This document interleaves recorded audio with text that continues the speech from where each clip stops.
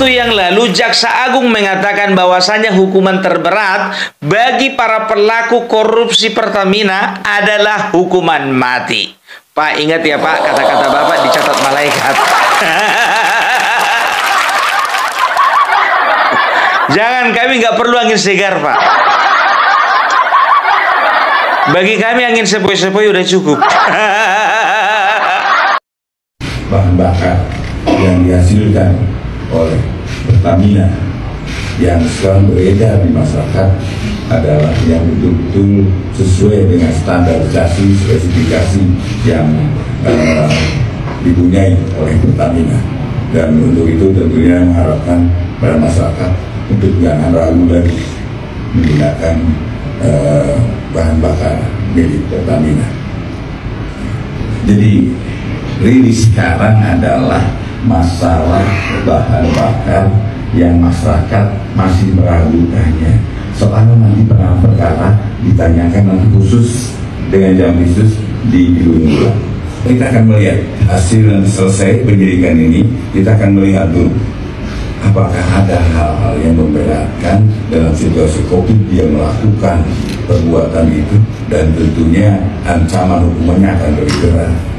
Bahkan dalam kondisi yang demikian bisa-bisa hukuman mati. Tapi kita akan lihat dulu bagaimana hasil penyelidikan ini, ya. Serius Bapak, nanti bohong. Ya, jadi ketentuan hukum ketentuan hukuman mati ini itu berdasarkan ketentuan-ketentuan khusus gitu loh ya.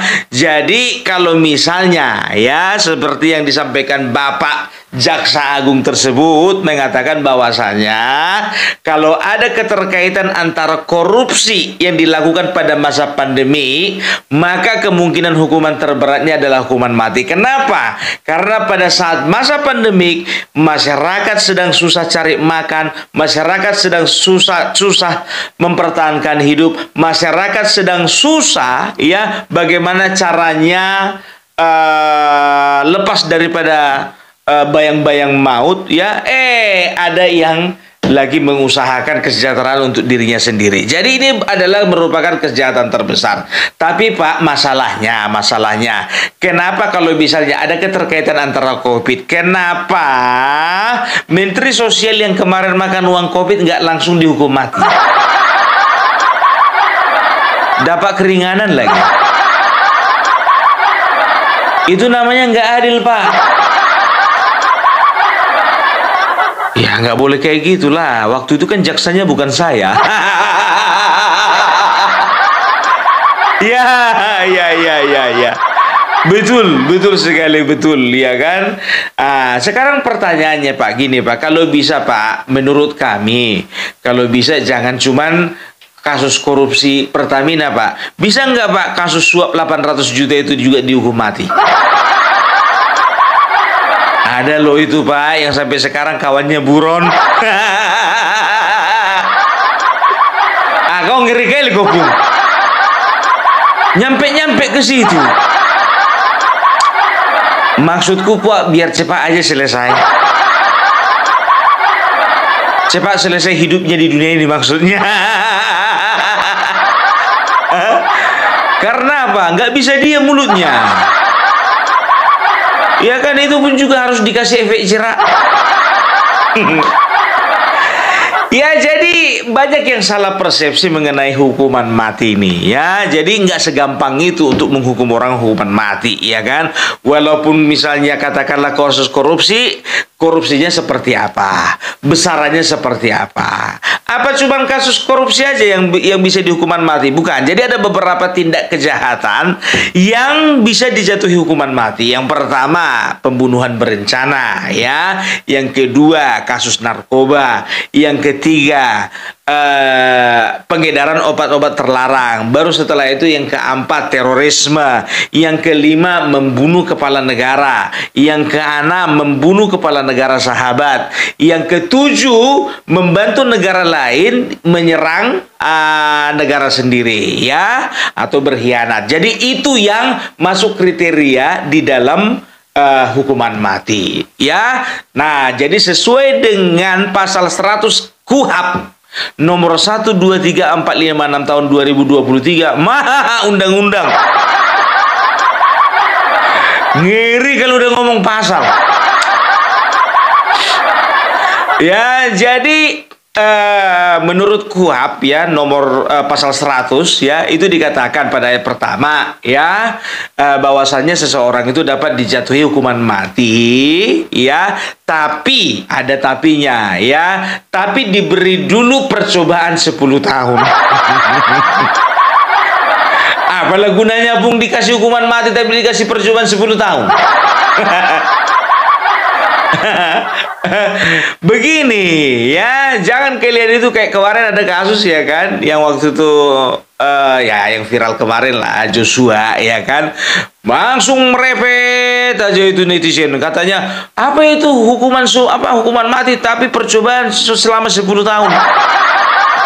Jadi begini, pasal 1 mengatakan bahwasanya hukuman mati ya bisa dijatuhi kepada seseorang dengan percobaan 10 tahun. Nah, jika selama 10 tahun itu dia menunjukkan perubahan sikap, penyesalan dan lain sebagainya, maka di ayat kedua mengatakan bahwasanya hukuman mati tersebut bisa dirubah menjadi hukuman seumur hidup. Tapi ada ketentuannya. Apa itu ketentuannya, Bung? Ketentuannya adalah dengan keputusan presiden dengan keputusan presiden berdasarkan pertimbangan dari Mahkamah Agung. Gitu, dan harus dicantumkan pada putusan pengadilan. Tapi kalau misalnya tidak dicantumkan pada putusan pengadilan, hukuman mati ya hukuman mati, nggak ada tawar-menawar jadi hukuman seumur hidup. Gitu dia ya, bisa dia berubah jadi seumur hidup kalau misalnya dibunyikan, dicantumkan pada putusan pengadilan. Tapi itu pun juga ada ketentuan berikutnya, ya kan gitu. Jadi nggak gampang ya memutuskan hukuman mati di Indonesia, itu nggak gampang, dan merubah hukuman mati jadi hukuman seumur hidup itu juga nggak gampang, kan begitu. Kita udah lihat lah ya bagaimana kasus-kasus khusus, contohnya seperti terorisme, pembunuhan berencana, narkoba, ya sudah diberlakukan hukuman mati karena memang udah terlalu terlalu jahat gitu, terlalu berat, kan begitu ya. Opung ini sosokan Pung ngomongin masalah hukum, nggak ngerti kami. Itulah kalian, iya kan? Dikasih tahu A, mintanya B. Dikasih B, mintanya C. Udah sama kayak partai sana. Aduh, jujur aja lah aku bilang ya, aku sangat merindukan ya sistem penegakan hukum di Indonesia itu sama kalau boleh seperti di China. China kan begitu juga kan. Kalau misalnya melakukan tindakan korupsi dengan jumlah atau bilangan tertentu, maka dia layak untuk dihukum mati, kan begitu. Atau sekalian aja kayak Korea Utara, jangankan korupsi 193,7 triliun, terlambat datang rapat pun bisa dihukum mati. Waktu tidur di rapat pun masuk, udah datang, tapi karena capek tidur di tempat rapat, bisa dihukum mati. Pilih mana? Mending kan Cina daripada Korea. Korea Utara. Ya, tapi jujur aja lah aku bilang ya, kalau di Indonesia itu kan dikit-dikit HAM, dikit-dikit HAM. Kalau seseorang nanti contohnya dijatuhi hukuman mati, bersuaralah itu Komnas HAM. Hukuman mati tidak sesuai dengan hak asasi manusia. Sesuai ya, memang betul ya, tidak ada hak kita untuk menghilangkan nyawa seseorang, tapi kan ini negara hukum, kan begitu. Jangan dikit-dikit HAM, dikit-dikit HAM. Gara-gara HAM inilah makanya banyak murid-murid yang suka-sukanya sama guru sekarang. Coba bayangkan aja, guru sekarang udah nggak bisa lagi, jangankan jewer, ngomong keras aja sama suami sama muridnya itu dibilang apa? Persekusi. Kekerasan verbal. Makanya guru zaman sekarang jangan diharapkan lagi mendidik. Udah guru sekarang itu mengajar aja, mengajar. Karena apa? Dikit-dikit ham, dikit-dikit ham. Itu dia. Ya, tapi kita akan melihat bagaimana proses ini akan berlanjut ya. Yang jadi pertanyaannya begini, ya, kan ditetapkan sudah 9 orang. Apa cuman itu, Pak? Kemarin dengar-dengar ada salah seorang menteri ya di kabinet Bapak Prabowo ya, kabinet merah putih ya. Ya, di kabinet Bapak Prabowo salah satu menterinya, aku nggak perlu sebutkan namanya, inisialnya aja, Erick Thohir. Pung, itu bukan inisial, nama lengkap itu. Katanya ada tersangkut paut ya. Beliau itu mendapatkan katanya setoran sebanyak 50 miliar ya. Setelah itu juga Kapolda Jakarta ya, Kapolda Metro Jaya juga katanya dapat sekitar 25 miliar. Tapi sampai sekarang belum ada konfirmasi, belum ada klarifikasi apakah benar-benar berita itu bisa dipertanggungjawabkan atau tidak. Tapi Kejaksaan Agung ya pada saat beberapa waktu yang lalu mengatakan bahwasanya tidak pernah merilis info ya, mengatakan bahwasanya Erick Thohir, Boy Thohir dan juga Kapolda Metro Jaya mendapatkan setoran ya. Jadi kita harus bijak nih di dalam memilih dan memilah berita. Jangan kita itu termakan hoax. Kalaupun misalnya Erick Thohir ya terlibat, ya kita percayakan saja sama Bapak Prabowo. Ingat, Bapak Prabowo tidak akan pernah mentolerir apapun yang namanya korupsi. Itu dia ya, jangankan yang 193 triliun sedangkan suap 800 juta aja dikejar. Iya kan? Suap 800 juta dikejar.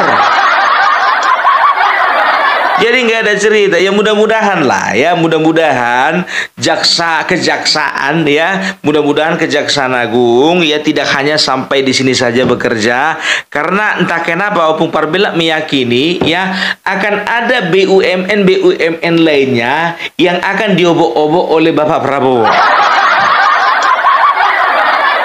Cuci bersih.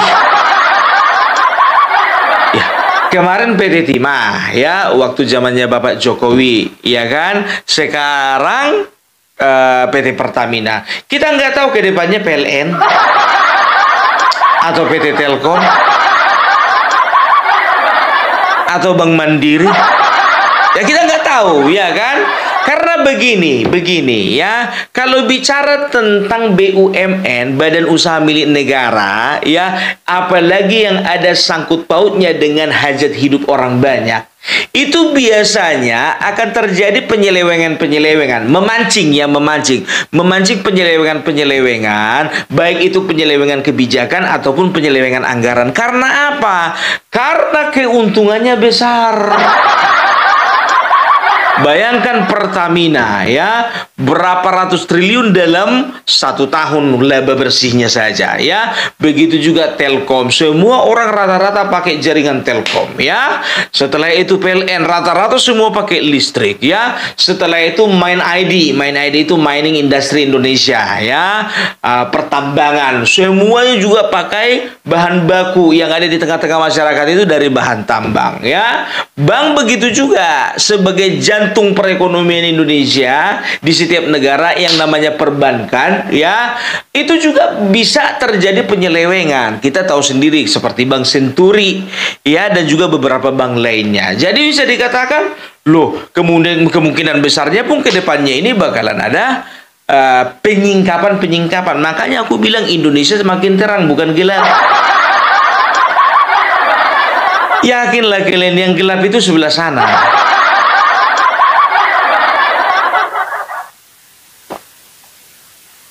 Percaya aja lah sama pemerintah. Sekarang begini ya, kemarin ya waktu waktu Bapak Jokowi masih memimpin bangsa Indonesia ya, 2 tahun belakangan dia diserang oleh karena masalah IKN. Dikatakanlah dia itu menghisap anggaran, dikatakanlah dia itu cari proyek, dikatakan dia itu menjual negara ini kepada bangsa lain, dikatakanlah dia itu sedang berkolaborasi dengan negara lain untuk menghancurkan bangsa ini. Kata siapa? Amin Rais. Kata siapa? Refli Harun. Kata siapa? Rocky Gerung. Ya, apalagi Rocky Gerung. Jokowi itu sebetulnya dia itu sedang berbohong. Dia katakan bahwasanya ada sekitar beberapa negara yang mau investasi. Ternyata itu omong kosong. Ya, kita tahu sendiri bahwasanya Rocky Gerung itu adalah omong kosong, teriak omong kosong. Ya kan begitu. Pertimbangannya kan dibangun IKN itu banyak, ya. Mulai dari zaman Soekarno, ibu kota Jakarta, ibu kota negara, sebetulnya waktu itu sudah mau dipindahkan, terkendala.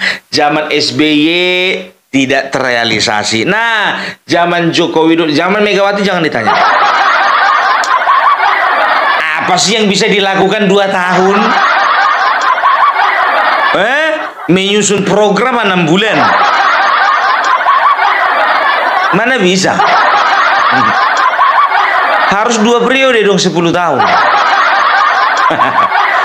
Jadi Bapak Jokowi dengan mempertimbangkan juga ya secara histori, baru setelah itu kondisi alam ya dan kepadatan penduduk. Ya, jadi bisa dikatakan Jakarta itu udah nggak layak lagi ya, kalau untuk ibu kota negara itu udah nggak layak lagi, udah terlalu padat ya kan, dan itu sangat berimbas ya, sangat berimbas dengan pola kehidupan masyarakat ya.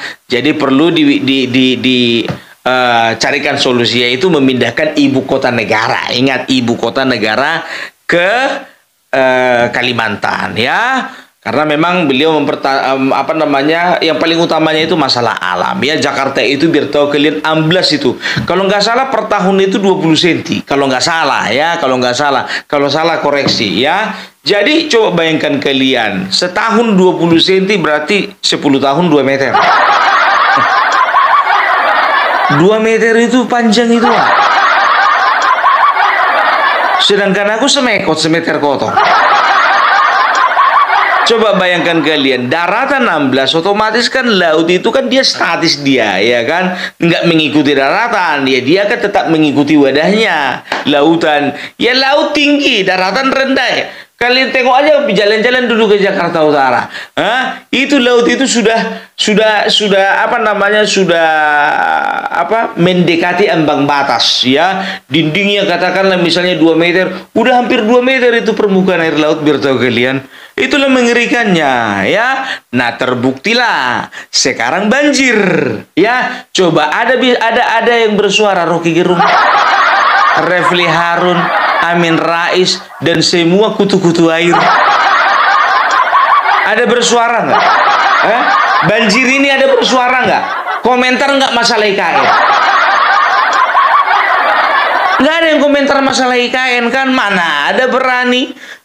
Walaupun gubernur dan wakil gubernurnya satu naik helikopter, satu naik perahu. Ya kan? Itu dia. Jadi sekarang kebingungan lah, ya kan? Jadi Jakarta, Bekasi, di daerah Karawang ya, itu kebingungan karena memang apa? Karena memang bisa dikatakan ini yang paling parah ya. 2025 ini lebih parah daripada 2020 dan 2016 kemarin ya. Kita nggak bisa menutup mata ya. Kemungkinan besar nanti kalau misalnya dibiarkan begitu saja, 2028 mungkin terjadi lagi banjir lebih parah lagi dari 2025. Coba bayangkan kalian, 3 meter banjir. Itu bukan tenggelam lagi itu, ya kan? Itu udah luar biasa itu. Coba bayangkan kalian, rumah lantai 2 tertutupi. Lantai 2 tertutupi, bayangkan kalian ya. Jadi sudahlah ya, kita dukung saja pemerintah ya. Jadi apapun yang diprogramkan pemerintah itu adalah yang terbaik buat bangsa ini. Ya, jadi menurut kami Bapak Jaksa Agung, kembali ke Bapak Jaksa Agung, Pak, kalau bisa Pak penerapan hukuman mati itu Pak, ya, jadi jangan cuma ketentuan seperti itu Pak. Kalau bisa ada ambang batasnya Pak. Katakanlah misalnya, ya, kalau terbukti dia itu makan uang negara atau korupsi, 100 miliar saja kalau bisa sudah dihukum mati. Serius Pak, kalau ada 3 pelakunya, 3-3-nya hukuman mati. Ini sangat bagus ini sebetulnya, ya. Kita bisa lihat bagaimana perkembangan negara Cina, ya, di mana ada hukuman mati, di situ maju suatu negara. Tapi Korea Utara pengen cuelia. Ya, enggak, itu bercandanya itu tadi.